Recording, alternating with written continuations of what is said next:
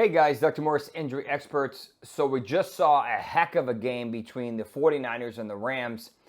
The Rams managed to lose that one. Kyren Williams with a stuff at the end, a fumble, couple dropped passes. Puka Nacua continues to be on fire, already has 52 catches over 5 games.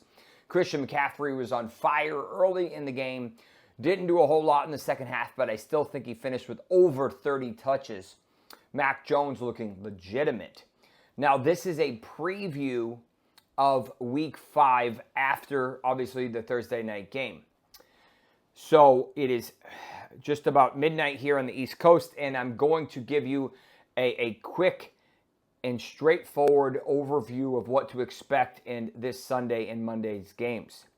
Lamar Jackson expected to be out with a hamstring strain, probably out through the bye. Brock Purdy obviously missed tonight, probably going to miss another game or two, especially with how good Mac Jones was playing. He probably suffered a combination between a cramp and maybe his left knee brace was pinching him. That's probably what happened, but obviously he finished the game. He might have had a rib injury at the end as well. Jackson Dart suffered a mild hamstring injury, but he'll be okay. Baker Mayfield, a new knee injury along with the pre-existing bicep injury, but he's a dog and he's going to play through it. Patrick Mahomes popped up today with a groin injury on the Monday night game, but he's a full practice, so not overly concerning. Jaden Daniels makes his return after missing 2 games with that PCL sprain, and he should be good to go, although he's not quite 100%, so be a little bit careful with his rushing props. Cam Ward will be okay, but has just really struggled early on. J.J. McCarthy expected to be out this week and probably through the bye in London. Now, running back-wise, Bucky Irving diagnosed with a foot sprain and a shoulder injury. Did not practice yesterday or today. I do not expect him to play. He is very risky. I guess there's about a 25% chance of him playing, but I think it's going to be a combination between Rashad White and Sean Tucker. White is a better receiver. Tucker probably a better runner.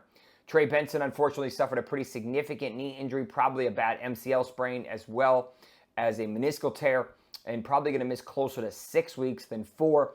In this backfield, we're going to see a combination of Michael Carter and Emery DeMercado. DeMercado is more of the receiver and the 2-minute guy.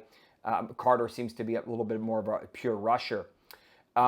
Josh Jacobs will be fine, probably coming out of the bye with his knee injury. Miles Sanders, combination knee and ankle, but not. I haven't seen any major updates for him. Braylon Allen actually suffered a similar injury to Trey Benson, is probably going to miss similarly like 4 to 6 weeks. So this will give Breece Hall and then Isaiah Rodgers, I think his name is, the backfield for the Jets. Tajay Spears has the potential to come off the IR this week. He's been limited practice the past couple days with his high ankle sprain from early preseason. Tyrone Tracy probably going to miss this week and maybe one more. I have to see where their bye is as it correlates to that.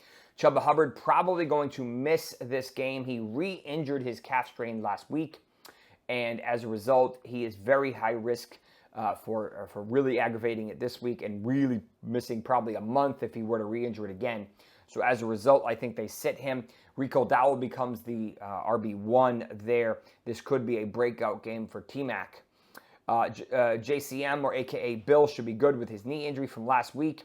And Bashal Tutin has been dealing with a shoulder injury, but it is not overly concerning. Heading to wide receivers. Obviously, they lost Malik Neighbors as well as Tyreek Hill with a season-ending, possibly career-ending injury. I did a video on it earlier tonight if you want to see. New injury that popped up that didn't exist yesterday is Michael Pittman Jr. with a new hamstring strain. So be very careful here. Usually these guys are risky, especially with a Thursday injury. Wouldn't be surprised if Tyler Warren and Josh Downs ends up getting more love. I expect Alex Pierce to return, and maybe Adonai Mitchell will step up. Jonathan Taylor has been absolutely incredible. Calvin Ridley with a back-to-back do not practice with an elbow and knee injury. Hard to trust him right now, so be very careful. If he ends up suiting up, he's probably more of a game-time decision.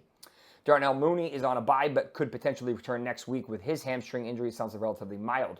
On the other hand, Cedric Tillman suffered probably a grade 2 hammy and is going to be placed on IR and probably going to miss at least a month, maybe a little bit longer. That is going to yield a combination of Jerry Jeudy, who could have a good potential game this week, although they have a very tough matchup for the rookie Dylan Gabriel in Minnesota. Calvin Austin is probably going to miss a fair chunk of time for the Pittsburgh Steelers, although they're on their bye this week. Pearsall and Jennings probably both back next week. Debo, back-to-back DNPs with a heel injury. We don't know which way this one's going to go. Be very careful here. McLaurin is also going to be out. So this is probably going to be McCaffrey, the other McCaffrey, Lane, and Zach Ertz for this offense. Debo's not completely ruled out yet, though. Marvin Mims will continue to kind of play hobbled with a combination of hip and ankle, but not overly concerning. Sterling Shepard for the Bucks, dealing with a foot injury. I have not seen an update today, so he might potentially miss. But they got Godwin back, and Emeka, although struggling with separation, is ready to rock. Kevontae Turpin dealing with a foot injury of his own. He could potentially miss back-to-back DNPs, and that would open the door for Tolbert a little bit more, as well as Pickens, who looked incredible last week, and the guy who came into tonight with the second most receptions in the NFL, Jake Ferguson. Devontae Walker for Baltimore has an oblique injury, not really relevant, but Greg Dortch with a collarbone, probably more of a bruise than a fracture because he was limited practice. And then Juju's dealing with a mild knee injury. Jonathan Mingo could potentially return this week with his PCL sprain, probably more of a grade 2 for the Cowboys. CeeDee Lamb expected to be out, but could potentially return next week. Mike Evans, I have to see his update, probably going to miss another week, maybe 2. Nico Collins, no concerns. Devontae played great tonight, no concerns for his hammy. T-Mac, no issues with his calf. Alex Pierce, as I said, should be fine with his concussion. And Brian Thomas, hopefully he looks a little bit better. I'd prefer if Mac Jones was there. Kind of surprising. Xavier Worthy reportedly came out of the game really good with no concerns, as did Chris Godwin. Josh Downs had an ankle previously. He should be good. Jalen Waddle hopefully slides into that wide receiver 1 role with his shoulder, but he should be good. Noah Brown is out for the Commanders as well. Jordan Watkins again missed tonight and has really not played at all, the rookie for the 49ers. Xavier Legette coming back from his hamstring, and we might see Jalen Coker in the next week or two with his quad injury, although he's very high risk for re-injury again.